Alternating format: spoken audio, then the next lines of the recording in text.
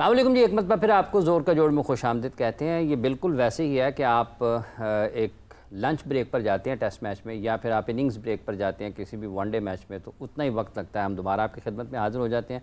तो इस ब्रेक के दौरान भी यकीनी तौर पर बहुत सारी चीज़ें होती हैं जिन पर गुफ्तगू रहती है, बिल्कुल जैसे क्रिकेट मैच में होता है। और फिर हाफिज़ मोहम्मद इमरान इस सेशन में आपको खुशामदीद कहते हैं और हमारे साथ मौजूद हैं मीरब ज़ीशान। और जैसा मैंने आपको पहले बताया था कि हाफिज़ साहब आज के दिन पैदा हुए थे, दुनिया में आए थे, और फिर उन्होंने सोचा था कि मैं ज़ोर का जोड़ का हिस्सा बनूंगा, और वो करते करते आज फाइनली वो हमारे ज़ोर का जोड़ का एक बहुत अहम हिस्सा है। और आप सब लोग कमेंट्स में इन्हें हैप्पी बर्थडे ज़रूर कीजिएगा, बाद में हम लोग पढ़ लेंगे। बहुत शुक्रिया आपका भी और तमाम देखने वालों को शुक्रिया। जैसा कि हम बात कर रहे हैं चैंपियंस ट्रॉफी के हवाले से, तो हमारे साथ मौजूद है पाकिस्तान के सीनियर स्पोर्ट्स जर्नलिस्ट जनाब सनाउल्लाह खान साहब। खान साहब, अस्सलाम वालेकुम। वालेकुम अस्सलाम। बहुत शुक्रिया आपका कलेक्टिवली। तो खान साहब, क्या जब आप पैदा हुए थे उसी वक्त आपने सोच लिया था कि मैंने स्पोर्ट्स में चले जाना है और मैंने बैट बॉल जो बच्चा जैसे पैदा होता है, लेकिन ऐसा नहीं सोचा होगा कि मीरा के साथ बैठ के प्रोग्राम करेंगे। ये तो बिल्कुल जिंदगी की नई चीज़ हुई है ना। लेकिन क्रिकेट विकेट जो है ना, ये तो लोग पाकिस्तान में हर दूसरा शख्स खेलता है जो क्रिकेट खेल रहा होता है, जो बड़े हो रहे होते हैं, और उस वक्त तो ये ऐसा। लेकिन आजकल तो हम क्रिकेट के साथ खेल रहे हैं ना। नहीं, जो क्रिकेट के साथ खेल रहे हैं उनके साथ मैच है, उनके साथ ये खेल रहे हैं। अब तो क्रिकेट ओढ़ना बिछोना है ना, अब तो क्रिकेट ओढ़ना बिछोना है। और जब आपका जो है क्या उसको कहते हैं पैशन प्रोफेशन बन जाए, तो वो आपके लिए इससे ज़्यादा अच्छी चीज़ क्या होती है। खान साहब को भी खान साहब का भी वही है, ये तो अभी भी क्रिकेट खेलते हैं। 2-4 दिन पहले मैंने वीडियो देखी थी, आउट करते हुए हैं, 5 आउट कर दिए, 5 आउट किया। तो आपकी टीम में स्पिनर की कमी तो नहीं है हाफिज़ साहब? हमारे मैं ही स्पिनर हूं। सुनो मेरी गल, एक ना हम एक मैच खेल रहे थे, तो वो दफ्तर का मैच था क्रिकेट, तो 2 अखबार के दफ्तर थे, उनका मैच था, ठीक है, द न्यूज़ और नवावत का मैच था। अच्छा। तो हमारे एक बॉलर थे, वो भी मतलब हुंदे सारी फास्ट बॉलर ने, तो वो ना बहुत भाग के आए बॉल करें, 1 वाइड 2 वाइड 3 वाइड 4-5 वाइडें हो गई ना, तो वो कहते अच्छा यार मैं उन स्पिन करांगा। तो बंदा कहना तो पहले तेज कर रहे इस एज में स्पिन नहीं होता है सब। अच्छा, एक मरतबा हम मुल्तान गए खेलने के लिए, वो हमारे दफ्तर की टीम थी, तो नवाज गए, उसमें उमर अकमल भी साथ गए थे। ये बहुत पुरानी बात है, लाहौर से मुल्तान गए थे और उमर साथ गए थे हमारे। उमर अभी पाकिस्तान नहीं खेले थे, क्लब क्रिकेट खेल रहे थे। जी। तो वहाँ पे उसने 40-50 रन किए थे उमर अकमल ने। तो वहाँ पर ना उन्होंने पहले मुल्तान क्रिकेट क्लब के साथ हमारा मैच था, तो मुल्तान उन्होंने तय किया जी अंपायर जो है ना, वो जब होगी ना न्यूट्रल अंपायर होंगे, एक दोनों की तरफ से होगा। ओके, ठीक है जी, ये तय हो गया। तो अब हम बॉलिंग कर रहे थे, तो शुरू के ओवर्स थे, तो जो अंपायर हमारा खड़ा हुआ था उस साइड पे, तो एक बॉल बीट हुआ, तो वो बहुत ज़ोरदार 11 खिलाड़ियों ने अपील की, हज़रत, वो जी अंपायर ने आउट दिया था, साढ़े नाल सुना क्या मेरी टीम ने विकेट मिल रही, वो आउट नहीं था। अच्छा। लेकिन अंपायर आउट दे चुका हुआ था, वापस भी नहीं लाया जा सकता। उन्होंने कहा जी ये बात यहीं पर ख़त्म, आपकी बारी में जो है ना वो अंपायर जो हैं वो हमारी जब बैटिंग कर रहे होंगे हमारे होंगे, जब आप बैटिंग कर रहे होंगे आपके, दोनों अंपायर बदल दिए गए। वो जो उसी आउट के बाद फैसला बदला, तो हमारा अंपायर बाहर जा रहा, धंध करने हंसने, काशिफ हसन साहब थे, सुन रहे हो तो ज़रा उनको याद आ जाएगा। ठीक है, इस दफ्तर में भी 1-2 लोग हैं जो उस टीम का हिस्सा थे, ठीक है, वो भी सुन रहे हो तो उन्हें भी याद आ जाएगा, उन्होंने मैच रोमांच बड़ा किरदार अदा किया। अच्छा, हरवाने में तो वो ना खान साहब वो बाहर जा रहे, मैं कि काशी तू कीता की ऐसे आउट नहीं था, कहना मैं कही 11 बंदे अपील कर रहे नहीं, आउट ही होएगा। आउट नहीं दिया। तो ये क्रिकेट के ना बड़े दिलचस्प बात है। ऐसे अंपायर हमारे डोमेस्टिक में भी हैं, आपस की बात है कुछ। ये देखें, बाज़ औक़ात अगर हम बात करते हैं ना पाकिस्तान, कुछ तो हैं कि जिनकी जो उतने ज़्यादा अच्छे नहीं होते और वो आउट उनको पता नहीं चलता, ठीक है। कुछ ऐसे होते हैं माजी में कि जो अगर उनसे गलती हो जाती थी ना आते साथ, तो फिर उसका अजाला करते थे। मतलब एक बैट्समैन अगर आते साथ वो टॉप बैट्समैन है लेकिन उसको रन्स की ज़रूरत है, फॉर्म में लगे, अंपायर अच्छा बॉल आउट पी जाता था और उसके बाद उसको मौका मिल जाता था बैट्समैन को। तो जब उसका 100 हो गया या 60, 70, 80 अच्छी इनिंग्स लगी थी, उसको रन्स बन गए, कॉन्फिडेंस आ गया, तो एक फिर अपील हुई, तो वो आउट नहीं था, अंपायर ने कहा आउट। वो जाते जाते कहता है कप्तान जी ये तो आउट नहीं सीगा, तो कहता है 0 से सी वो भी तो आउट सी तो निकल जा। तो ये चीजें होती हैं हमारे ये खेल के मैदान में जब आप जुड़े हो। लेकिन टेक्निकली ये दोनों फैसले गलत हुए ना, कि जब आउट था उसने दिया नहीं, जब नहीं था तो दे दिया, तो एक्चुअली में 2 फैसले गलत हुए। 2 फैसले गलत हुए, लेकिन अंपायर ने अपनी मर्जी से किया। अंपायर बॉस है। हाँ, ये बात है ना, बॉस है ना, बॉस है, वो कहे जी ठहरो तो ठहर जाएंगे, नहीं तो नहीं।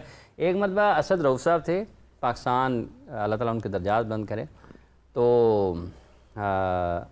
वो ना आए इधर पाकिस्तान में एक बहुत ही गैर मुल्की मेहमान, बहुत ही गैर मुल्की कौन से होते हैं? बहुत गैर मुल्की से मतलब कि वो बहुत चंगा मुल्क है ना, तो उनके बहुत चंगा, बहुत बड़े मुल्क के कुछ लोग आए हुए थे। अच्छा तो उनके नाम के साथ उन्होंने आना था शो पे, तो वो अली असद रऊफ साहब ने कहते ड्राइवर मेरा ना, वो कहते नाम उसने लिया, उसको ना नाम आया ना, कहता मैं समझा कहते कि बाहर नेरी आ गई थी, ट्रैफिक फंसी है।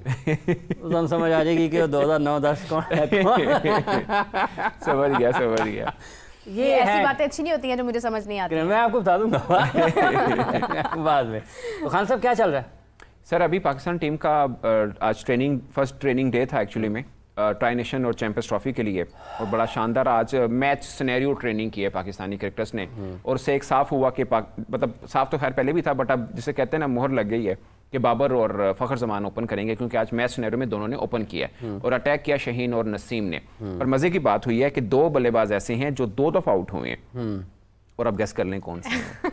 एक बाबर आजम है और दूसरा फ़खर जमान। फ़खर बड़े अच्छे निक में नजर आए, उन्होंने शाहीन को छक्का भी लगाया फ्लिक करके, बड़ा ज़बरदस्त, पर शाहीन ने फिर नसीम को छक्का भी लगाया, फिर नसीम ने ही उसी ओवर के अंदर आउट भी किया, और बाद में सलमान आगा ने दोनों को आउट किया। बाबर को पहले ओवर के अंदर आउट किया शाहीन ने एक बार, और दूसरी दफा फिर सलमान आगा ने किया। एक्चुअली ये मैच सिनेरियो होता है कि आप 2 बैट्समैन को टारगेट दिया जाता है कि आपको 10 ओवर हैं, आप कितने स्कोर करने हैं, और बॉलर्स को दिया जाता है कि आपने जाहिर नहीं होने देना, डिफेंड होना है, तो इस टाइप का था वो। तो ये मजमूई तौर पर आपको इस एक्टिविटी के बाद क्या लगता है, अगर आपने चूंकि सारा वहाँ पर मुशाहिदा किया, जायज़ा लिया पाकिस्तान टीम के खिलाफ? अब सर मैं ना, आप जब पहला डे होता है, आप मतलब क्रिकेट तो देखना ही है आपने क्या कर रहे हैं, बट आपको बॉडी लैंग्वेज चेक करनी होती है कि कैसी है। तो बॉडी लैंग्वेज बड़ी ज़बरदस्त थी पाकिस्तानी क्रिकेटर्स की जब आए हैं, मतलब एक सलमान बट साहब वाली अकेडमी में ट्रेनिंग हुई आज, तो बड़े एक्साइटमेंट नज़र आई है पाकिस्तानी क्रिकेटर्स में। और शाहीन का खासकर मैं पहले ओवर का जिक्र करूंगा, बड़ा शानदार हुआ, में था, बहुत ज़बरदस्त हुआ। नसीम ने भी अच्छा किया, नसीम को अगर चाहे एक बाउंड्री पड़ गई, छक्का पड़ गया था उनको, लेकिन अच्छी रिदम में नजर। और खुशदिल शाह ने आज जो फील्डिंग की है ना, मतलब जाहिर है मैच टीवी पे नहीं आए हैं, मगर उसने 2-3 कैचेस पकड़े हैं, बहुत ज़बरदस्त फील्डिंग की उसने। अच्छा, एक और बात है, ये खान साहब ने जैसे उसकी फील्डिंग का जिक्र किया ना, ये क्रिकेट में अगर ये भी मज़ाक में जब आप किसी को लेते हैं ना, तो ये उस तरह से एक वाक़या है कि एक मखसूस इलाके के लोग हैं पाकिस्तान में, वहाँ का अगर कोई क्रिकेटर हो ना और वो बैट्समैन हो, ठीक है, या बॉलर हो, दोनों में से वो कोई काम भी उस दिन ना कर सके ना, अगर फ़र्ज़ कर लें बैट्समैन है, उसने 12-14 रन किए और आउट हो गया, समझ गए, तो वो कैसे बयान करते हैं भला, यार बाबा क्या शॉट खेला है, 2 चौके मारे हैं उसने, मतलब इनिंग्स तो बड़ी नहीं हुई लेकिन 2 चौके देखने लायक थे, 2 कैच भी पकड़े साथ उसने, यही तो चाहिए, यही तो चाहिए वो। तो वो अब वो नहीं, क्योंकि उसका असल काम है कि किसी भी खिलाड़ी का अगर बैट्समैन है उसने रन्स करने हैं, मतलब बारी आएगी तो करेंगे ना, फिलहाल फील्डिंग में है तो फील्डिंग के बताऊंगा। तो ये भी ना एक तरीका है, चूंकि हम साथ साथ जो माजी के कुछ वाक़यात हैं या जो पाकिस्तान की क्रिकेट। अच्छा सॉरी मैं बात कट कर रहा हूँ, आज एक और मजे का हुआ, जब मतलब 11 खेल रहे हैं ना, ऑफ कोर्स बाकी जो हैं वो नेट प्रैक्टिस कर रहे हैं, साथ में नेट लगे हुए नेट कर रहे हैं, तो बैटिंग कोच शाहिद असलम साहब ना सऊद शकील को शॉर्ट पिच की ट्रेनिंग करा रहे थे। सऊद शकील वो पुल मारे हैं, जो भी है ट्राई कर रहे थे, बीच में आउट हुआ तो उनको आवाज़ आ गई भी आपकी बारी आ गई, तो वहाँ पे चले गए। आगे लगे थे नसीम शाह, उन्होंने पहली बॉल शॉर्ट पिच की थी, लग गया छक्का। और ये पिचेस जो हैं यहाँ पे सलमान साहब ने ना वो बड़ी अच्छी बनाई हुई हैं। यहाँ पर आपको एक ही जो उनका स्क्वायर है उसमें वो टर्निंग पिच पे उनके पास मौजूद होती है, घास वाली जहाँ पे बाउंस भी होता है, बॉल कैरी कर रहा होता है बाउंस वाला, ठीक है, और ट्रू पिच भी होता है जहाँ पे आप बैट्समैन भी बड़े अच्छे अंदाज में उनको बैटिंग का मौका मिलता है। अच्छा, एक तो ये हो गया ना खान साहब कि आपने कहा कि बॉडी लैंग्वेज बड़ी अच्छी थी, जिस तरह आपने सऊद का जिक्र किया, और क्या चीज़ें आपको टारगेटेड चीज़ें नजर, क्योंकि जो सऊद की बात है उसका मकसद ये है कि जो उनको करवा रहे थे वो शॉर्ट पिच पे उनको ज़रा थोड़ा मसला होता है, इस किस्म की कोई और चीज़ मॉनिटर की आपने देखा? देखिए मैं एक्चुअली में मॉनिटर करना, जब भी आपका कैंप लगता है ना तो आप मतलब हमें एक्सपीरियंस ये कहता है कि आप खासकर फर्स्ट डे और जो लास्ट डे होता है, अमूमन लास्ट डे थोड़ा सा वॉइस वर्सा भी होता है क्योंकि जिसको आपने नहीं खिलाना तो आप उनको ज़्यादा ट्रेनिंग करवा देते हैं, बट फर्स्ट डे में आप देख रहे होते हैं कि टीम ने कॉम्बिनेशन क्या बना के रखा, सोचा क्या हुआ है। चौथे नंबर पे सऊद शकील बैटिंग को जरूर आए, मगर इसलिए आए कि फील्डिंग साइड पे कप्तान रिजवान थे और वो कीपिंग भी नहीं की, और कीपिंग उस्मान ने की है, वो वैसे ही खड़े बॉलर के साथ डिस्कस करते रहे थे, मतलब हर ओवर के बाद बॉलर के साथ वो डिस्कस कर रहे हैं, तो प्लान के साथ थे सब चीज़ें, प्लान के साथ। मतलब ये ट्रेनिंग सेशन आपको लगता है कि प्लान था, ये नहीं है कि बस नहीं वक्त गुजारी नहीं हुई है, वक्त वो नहीं गुजारा गया, वो नहीं, एक प्लान के साथ आए हैं, उसके मुताबिक हुआ। और रिजवान का मैं देख रहा था कि बड़े एक्टिवली वो अपने बॉलर के साथ डिस्कशन में थे, हर ओवर के बाद डिस्कस कर रहे हैं, खासकर छक्का पड़ने के बाद डिस्कस कर रहे हैं, तो वो एक हुआ। बाकी हारिस रऊफ ने भी बॉलिंग की है, उनका पेस ठीक नजर आया, बट मुझे ओवरऑल मतलब सभी ठीक थे, एनर्जी में कैंप रहा है। अब इतने दिनों के बाद ये हुआ है, इस वजह से है या एक्साइटमेंट है कि भाई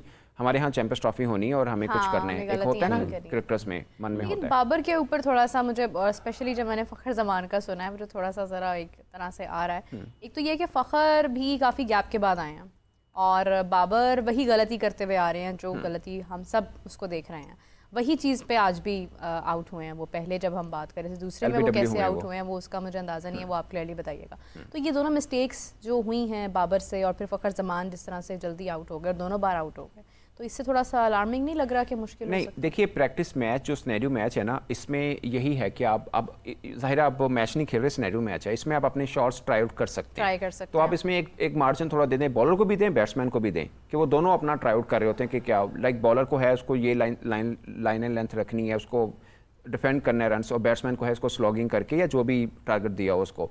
तो उसमें बेसिकली एक्सपेरिमेंटिंग आप कह सकते हैं कि एक्सपेरिमेंट कर रहे हैं बैटिंग के अंदर, ये है। ऐसा नहीं है कि मैच सिनेरियो है तो मैच की तरह ही खेल रहे हैं, अदरवाइज मैच में तो एक बार आउट हो गया दोबारा बारी नहीं मिलनी ना। इसमें था कि आप दोबारा आके बैटिंग भी कर सकते हैं, तो जो कि दोनों ने की है, तो ये है। बाकी आपकी बात ठीक है, अगर आप ट्रू क्रिकेट सेंस की तरफ देखें तो जो आपका सिनेरियो मैच है, इवन कि जो आप नेट प्रैक्टिस भी करते हैं वो भी आप उसी तरह ही कर रहे होते हैं कि आपने एज नहीं देना है, वो चीज़ें नहीं होनी, वो बहुत सीरियस होकर होनी चाहिए, जो कि होती भी हैं। तो ये आप उस पर्सपेक्टिव में कह रही हैं तो ठीक है, बट अब इसमें कोई फियर एलिमेंट नहीं है कि यार हमारे दो मेन प्लेयर दोनों दो दफा आउट हुए, फिर आउट भी तो हमारे बॉलर ने किया, अगर उसमें भी आपने आना है ये वही बात आ गई है कि चलो दो चौके भी तो लगाए हैं। वो दोनों एक बॉलिंग प्रैक्टिस भी है, ये इसका मतलब ये है कि अगर वो आउट हुए हैं तो हो सकता है कि वो मैच में चल जाएं।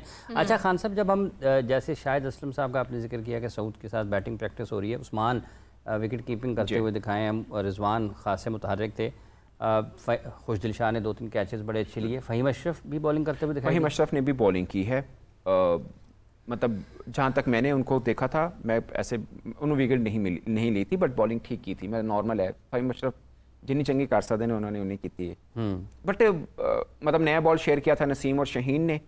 और फ़हीम अशरफ का वैसे मैं जो मुझे लग रहा है ना, बल्कि हम बात भी कर रहे थे, फ़हीम अशरफ और खुशदिल शाह इन दोनों में से एक खेलेगा मोस्ट प्रोबेबली। अगर थोड़ा सा फास्ट ट्रैक हुआ, फास्ट मीन के फास्ट बॉल को थोड़ी हेल्प मिली इंडिया वाले मैच में, तो फ़हीम के साथ जाएंगे हम, क्योंकि इंडिया के खिलाफ मैच में हम नहीं चाह रहे कि हम 3 स्पिनर दें। अबरार तो खेलेंगे, सलमान आगा भी हैं, तो आप 3 स्पिनर इंडिया को नहीं देना चाह रहे, ये हमारी सोच है।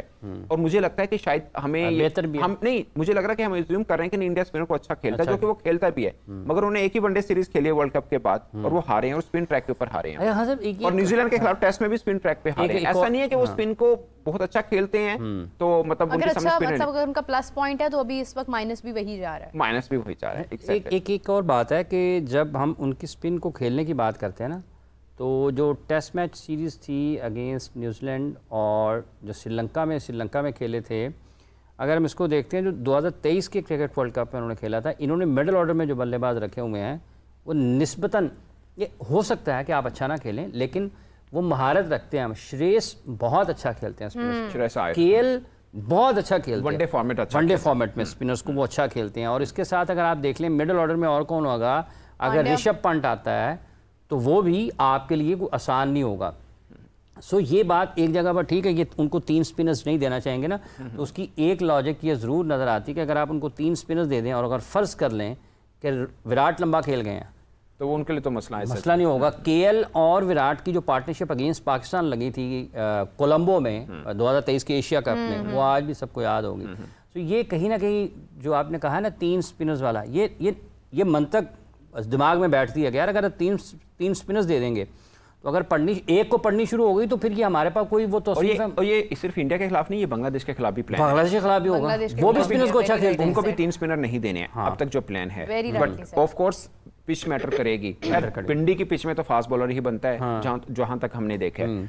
और दुबई की पिच में कभी स्पिनर को बड़ी अच्छी मिलती है, स्पोर्ट मिलती है, वो भी हमने देखा है, कभी फास्ट बॉलर वहाँ पर शॉर्ट पिच बॉल पे पाकिस्तान आउट हुआ पड़ा है इंडिया ने एक मैच में, और T20 का मैच है मेरा ख्याल है, तो वहाँ पे फास्ट बॉलर्स की मदद मिलती है। जी आप अच्छा तो शहीन की उड़ान वहीं से हुई थी ना 2021 में। नसीम की उड़ान वहीं पे हुई है ना 2021 में। इवन के हारिस रऊफ ने बड़ा अच्छा स्पेल किया था अगेंस्ट विराट कोहली। और विराट कोहली प्रेस कॉन्फ्रेंस में आके पाकिस्तान को वो मैच नवाज ने जितवाया था, मगर विराट कोहली ज़ाहिर है एक बड़ा क्रिकेटर है, उसने प्रेस कॉन्फ्रेंस में आके हारिस रऊफ के एक ओवर की तारीफ की। उसने कहा जो डेथ ओवर हारिस रऊफ ने किया है ना, उसने मोमेंटम तोड़ा, ये विराट कोहली ने बोला, और अगेंस्ट विराट कोहली ही किया था उसने, अगेंस्ट विराट कोहली किया था हारिस रऊफ ने, बड़ा अच्छा ओवर किया और था। एक ओवर की आपने बात की ना खान साहब, तो ये की मोमेंट्स होते हैं। जी जी जी जैसे 2024 के T20 वर्ल्ड कप के फाइनल में वो जसप्रीत बुमराह ने जो एक ओवर किया था बिल्कुल ऐसे। उसने विकेट एक लिया या नहीं लिया, लेकिन मैक्रो जेनसन का विकेट लिया, जेनसन का इन स्विंग हुआ था बॉल, तो उसके बाद जो हालात बने हैं ना साउथ अफ्रीका के लिए, वो उनके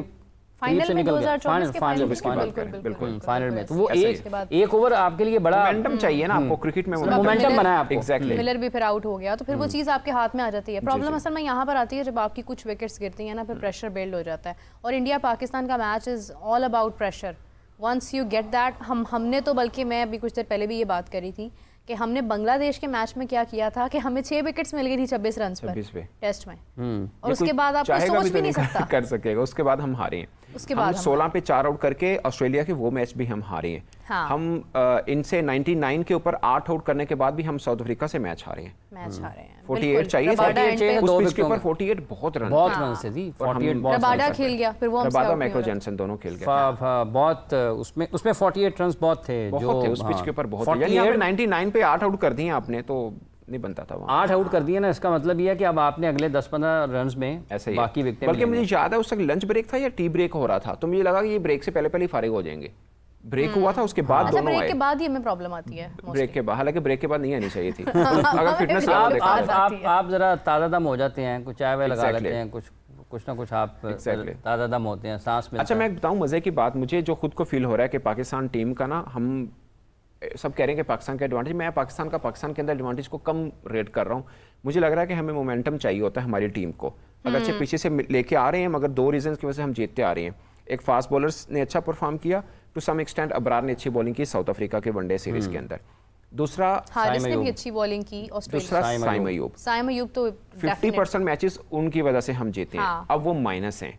फास्ट बॉलर अपनी पिचेस के ऊपर कितनी अच्छी बॉलिंग करेंगे, ये दूसरा फैक्टर है। उसके अलावा तीसरा कोई फैक्टर नहीं है हमारा जीतने का। अब उठा के देख लीजिए, ठीक है, एक फैक्टर तो निकल गया, दूसरा कितना सपोर्ट करता है, और उसका एक वो भी ब्लेसिंग इन डिस्गाइज भी हो सकता है कि फखर एंड बाबर आजम, मतलब हम फखर के ऊपर वो नहीं कर सकते, फखर साइम से भी अच्छा खेल सकते हैं और खेलते भी रहे हैं। हाँ। ये एक बोनस हो सकता है कि साइम की जगह पे वो अच्छा खेल जाए, इसमें कोई शक नहीं है। वनडे क्रिकेट में खान साहब इसकी फखर की बड़ी परफॉर्मेंसेज हैं बहुत, एक 200 है, ठीक है जी, फिर 190 साउथ अफ्रीका में, ठीक है, और साउथ अफ्रीका में अगेंस्ट साउथ अफ्रीका, जी जी, और वो सारी उनकी टॉप क्लास बॉलिंग थी, ऐसा नहीं था कोई हल्की बॉलिंग थी अगेंस्ट साउथ अफ्रीका। इन साउथ अफ्रीका मेरा ख्याल 2020-21 में जब बात, मैंने फखर से पूछा आपको सबसे अच्छी इनिंग कौन सी लगती है T20 वनडे दोनों फॉर्मेट में। आपको याद होगा वर्ल्ड कप 2021 में जो उन्होंने ऑस्ट्रेलिया के खिलाफ नीचे 50 किया था, मुझे स्टार्क को जो छक्के मारे थे ना, हमने लाइव देखे हैं, वो मैंने देखा नहीं कि बॉल इस तरह भी घूम के जाता है, यूं ऐसे जैसे आंडा नहीं प्लास्टिक वाला, वैसा था, वैसा हुआ यकीन माने। मैंने फखर से पूछा, मैंने कहा आपको सबसे अच्छी इनिंग आपकी कौन सी लगती है? लोग कोई कहते हैं न्यूजीलैंड वाली, कोई क्या,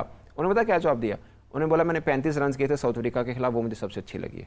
क्या बात। मैंने कहा वो क्यों? कहते स्ट्रेन था सामने, क्वालिटी बॉलिंग, तीनों बॉलर कहते टॉप के थे, मैंने उनके सामने 35 रन किए थे, मुझे लगता है कि वो मेरी सबसे अच्छी इनिंग थी। हालांकि वो 210 कर चुके हैं, 190 प्लस कर चुके हैं टेस्ट में, वनडे मैचेस में। जी जी। अच्छा, यहीं से आपको पता चल जाता है कि आपके स्टैट्स कितने इंपॉर्टेंट है और क्वालिटी कितनी इंपॉर्टेंट है। और हम लोग ज्यादा बात करते हैं रैंकिंग पर, स्टैट्स पर, इसका 100 हो गया, इसकी 50 हो गई, लेकिन हम ये नहीं देखते हैं कि मैच विनिंग स्ट्रेटजी किसकी ज्यादा बेहतर है।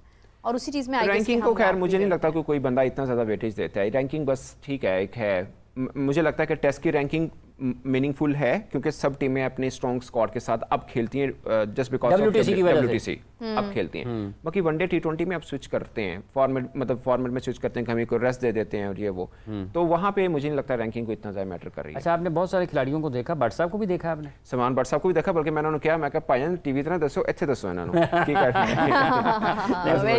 अच्छा, वो आते वैसे वहाँ पे उनके पास ये मुख्तलिफ वक्तों में पाकिस्तान के क्रिकेटर्स बाबर आजम हो गए, इमामुल हक हो गए, बाकी भी नसीम वगैरह, सारे लोग वहाँ पर प्रैक्टिस करने के लिए आते हैं। और इवन नसीम के साथ उन्होंने बॉलिंग एक सेशन भी किया था, नसीम बॉलिंग के लिए, बिल्कुल ये बैटिंग कर रहे थे। तो ये इनसे गपशप लगती है, लोग पूछते रहते हैं, जब मिलते हैं तो बातचीत तो करते हैं। मुझे लगता है बड़े अच्छे कोच हैं भट्ट साहब। हम जिस तरह ले सकते हैं, लेकिन हम लेना चाहते हैं। आकिब जावेद साहब को कोच नहीं होना चाहिए ना, भट्ट साहब को भी पाकिस्तान टीम का कोच नहीं होना चाहिए। अच्छा मैं बताऊँ, आकिब जावेद मुझे एक चीज़ बड़ी अच्छी लगी है, वो आप भी एग्री करेंगे। आकिब जावेद का, अगर आप उस मिथ में आ रहे हैं जो अब्दुल कादिर साहब मरहूम अल्लाह जन्नत से फरमाए उनकी थी कि इस टीम में आके कोचिंग का कोई लॉजिक नहीं बनता, वो ये कहते थे, वो कहते कोचिंग कुछ नहीं कहता, अगर कोई बड़ा कोच है उन्हें कहीं कीनिया या बांग्लादेश की टीम को वर्ल्ड चैंपियन बना दे, उनका ये लॉजिक होता है, जो कि सही भी था। मुझे लगता है प्लानिंग मैटर कर रही होती है।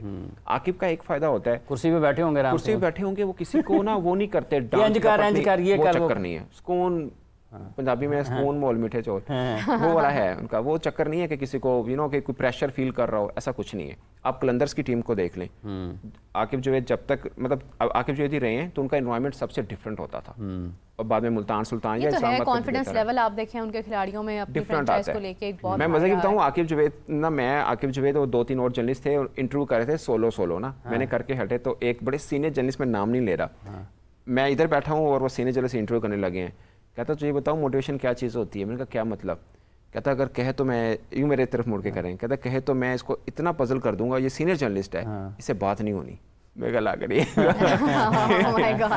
कह रहा है ये देखना ये इंट्रो भी नहीं दे पाएगा। तो करूँ मैं मेरे गले करे। तो मीडिया इंटरेक्शन कैसा हुआ? मीडिया इंटरेक्शन आज के दिन नहीं था, कल है। कल मोस्ट प्रोबेबली शायद कोई क्रिकेटर दें या आकिब जावेद खुद आ जाए। आकिब साहब खुद आ जाए, आप ही गल करें। तो कुर्सी पे बैठे होंगे टांग पे टांग रख के? नहीं, खड़े सन आज।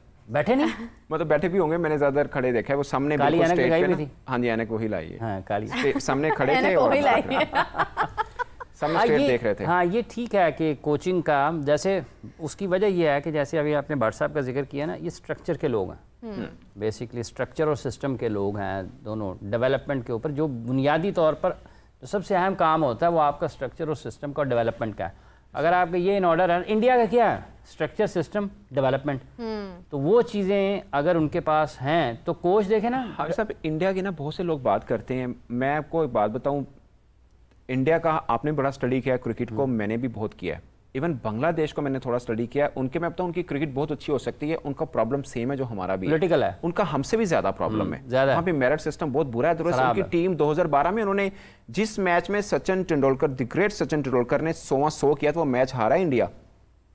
फाइनल खेले उसमें, वो वर्ल्ड उसमें पाकिस्तान के साथ खेले, वो इंडिया मैच हारा बांग्लादेश के खिलाफ। और सुनिए, सचिन तेंदुलकर से सवाल हुआ कि आपका 100 हुआ है, अनफॉर्चुनेटली वो मैच भी आप हार गए। उन्होंने बड़ा तारीखी जवाब दिया। उन्होंने बोला उन्होंने 289 किया या 293 किया था, बट 290 के पास था। उन्होंने बोला जब पहली इनिंग क्लोज हुई है, आप में से कोई सोच सकता था कि इंडिया के खिलाफ बांग्लादेश इतने रन चेस कर जाएगा? अब जब वो चेस कर गया, आपको लग रहा है मेरी सेंचुरी से हारे हम लोग, ये उन्होंने जवाब दिया था। तो बांग्लादेश की टीम उस वक्त इतनी पीक पे थी ना। मैंने मुस्तफिजुर रहमान को उस वक्त नया आया था, लेफ्ट हैंडर जो उनका बॉलर है, आप यकीन माने किसी बॉलर का क्या क्रेज होगा जो उस बंदे का था। 16 उसका स्टाइल ही और था, एकदम फिर फीका पड़ गया पीछे से। अब इंडिया की सॉरी आप बात कर, इंडिया की आप बात करें ना, इंडिया का देखें उन्हें हर चीज एक प्रोसेस के साथ की है। आप बताएं मुझे ईमानदारी से, आप दोनों ही जर्नलिस्ट हैं, जो काम राहुल द्रविड़ ने उनके अंडर 19 या ए लेवल से किया, क्या हमारे यहाँ 2-3 क्रिकेटर नहीं कर सकते? खासकर यूनुस खान नहीं कर सकते? आप दीजिए ना उनको अंडर 19 की टीम, बट प्रॉब्लम क्या है, यूनुस खान के अपने काम में वो किसी को इंटरफेयर नहीं करने देते।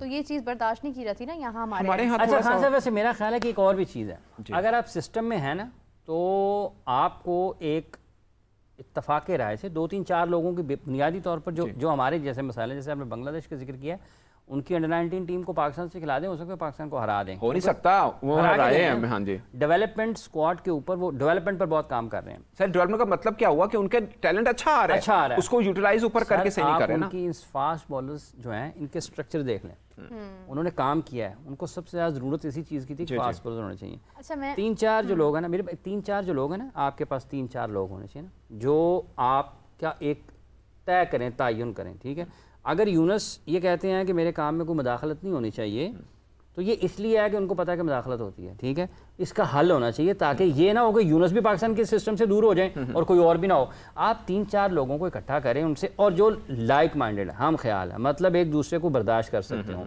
उनकी एक कमेटी होनी चाहिए, या वो क्रिकेटिंग फैसले जो है ना उनके पास होने चाहिए। भाईजान ये तय है इसके बाद अगर आप इसको तोड़ने की हमसे पूछे बगैर कोशिश करेंगे ना, तो ये हमारा इस्तीफा चारों का आपके पास है, हमें आपको फ़ोन भी नहीं करेंगे, हम जा रहे हैं। सही है, काम वो करते भी ऐसे हैं। हाँ, तो काम इसके बगैर नहीं होना ठीक, ऐसा ही है। काम इसके बगैर ठीक नहीं होना। तो ये दूसरे एक मिसबाह हैं, हालांकि हम तनकीद भी करते हैं उनकी कुछ चीज़ों पे, स्ट्रक्चर पे रहना चाहिए। मुझे तो पर्सनली वो एज अ कोच जिस तरह फिटनेस पर उन्होंने नहीं, काम वो किया। मेहनती हैं। उनका प्रॉब्लम एक जो मुझे खुद फील होता है, हो सकता है मैं गलत हूँ, मिसबाह का मुझे पता क्या लगता है, मिसबाह वो एक रुकावट है जिनको तोड़ा जा सकता है, यानी जहाँ अगर वो अपने असूल पे है ना, वो थोड़ा सा बेंड हो जाते हैं मिसबाह, मतलब चीज़ों पे कॉम्प्रोमाइज़ कर लेंगे थोड़ा बहुत। मैं नेगेटिव सेंस में नहीं कह रहा, वैसे कह रहा हूँ फ्लेक्सिबल हो जाते हैं, इसलिए सिस्टम के अंदर भी रह लेते हैं।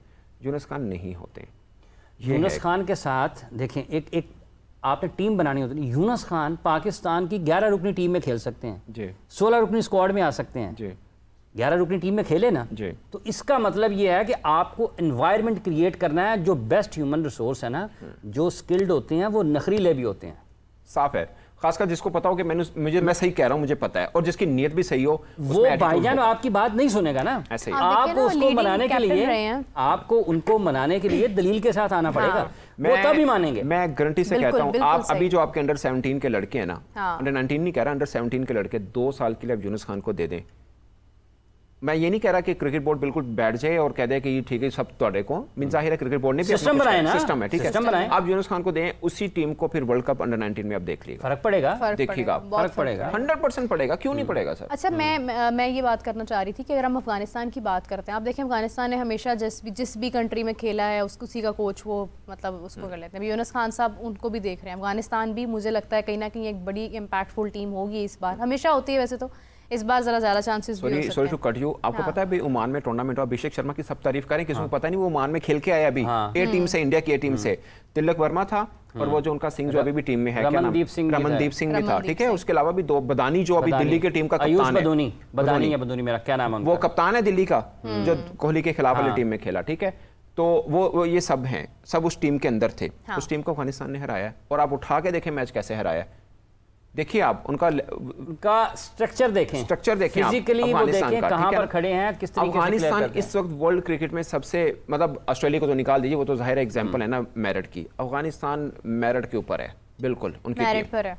अब राशिद लतीफ जो कोच रहे हैं, उनका मैंने एक बार पुराना वीडियो देख रहा था, वो कह रहे थे कि वो तो सोशल मीडिया पे शोर, उनके फेसबुक के ऊपर शोर मच जाता है कि ये क्रिकेटर तो ज्यादा अच्छा था, इसको क्यों नहीं लिया। कहते हैं सोशल मीडिया के ऊपर शोर मचाने से वो टीम बदलवा लेते हैं, इतना उनका वो रहता है आम लोगों का। लेकिन वो शोर भी उनका दुरुस्त होता है ना, ऐसा नहीं है कि बस किसी ने एक शॉट मार दी तो उसके ऊपर शोर डाला। अभी देखें आपके यहाँ भी टैलेंट आ रहा है, उनके यहाँ भी आ रहा है, अब देखें किसका अच्छा आ रहा है। आप देखिए यूनुस खान साहब वहाँ पे कोचिंग कर रहे हैं, अगर वो बहुत अच्छा खेलते हैं तो फिर आपके माइंड में तो एक चीज आएगी ना कि व्हाट वी हैव मिस्ड।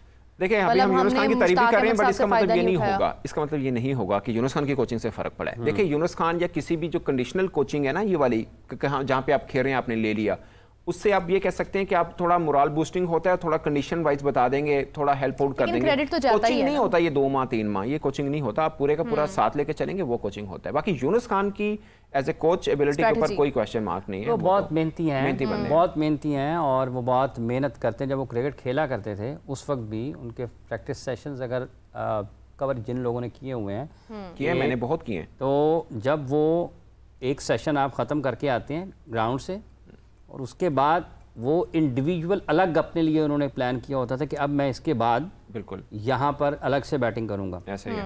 तो एक मरतबा मैंने उनसे पूछा कि 2004, 5, 6 की, मैं कैप्टन थे उस वक्त, कैप्टन ही थे, तो इसमें थे ना, मैं ख्याल 5, 6 में, 6, 7 में नहीं 7 में, जब पाकिस्तान ने 2009 में खेलने के लिए जाना था ना, उससे पहले जब ये कप्तान बने, पाकिस्तान ने चैंपियंस ट्रॉफी भी खेली थी। ये 7 की बात है, मेरे जहन से निकल गया टाइम।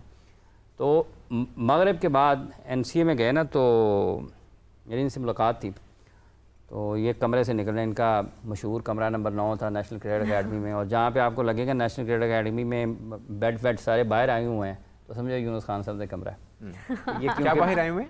मैट्रेस लगाते थे ना, अच्छा, नीचे बेड पे, तो ऊपर मैं जाकर मैं जा रहा था ऊपर रास्ते में, मैं कही भाई किधर जा रहे हैं, कह रहे हैं बैठे कमरे में, आधे घंटे का ना सेशन, आधे पौने घंटे का करके, मैं क्या प्रैक्टिस करके ना, कहते जितना टाइम ग्राउंड में रहूँगा ना, प्रैक्टिस में रहूँगा, उतना ग्राउंड मैच में मुझे देगी। आप मैक्सिमम टाइम अपनी बैटिंग को उधर वो करें। केपीके के अक्सर क्रिकेटर इसी तरह ही है, मेहनत करते हैं बहुत। अच्छा, विराट कोहली ने भी यही स्ट्रेटजी बताई है। पिछले दिनों एक किसी बच्चे ने उनसे पूछा कि मुझे आप क्या गाइड करेंगे, तो वो उसको यही बता रहे थे कि आपका एक माइंड है ना, फॉर एग्जांपल अगर कोई 6 घंटे गुजारता है तो आप उससे ज़्यादा टाइम गुजारें। आप 50 का सोच रहे हैं तो आप 100 बनाएं, 100 का सोच रहे हैं 200 की तरफ जाएं। सो थिंक डबल व्हाट आप, मतलब जो आपकी सोच है आप उससे परफॉर्मेंस डबल दें। तो यही एक विनिंग स्ट्रेटजी होती है।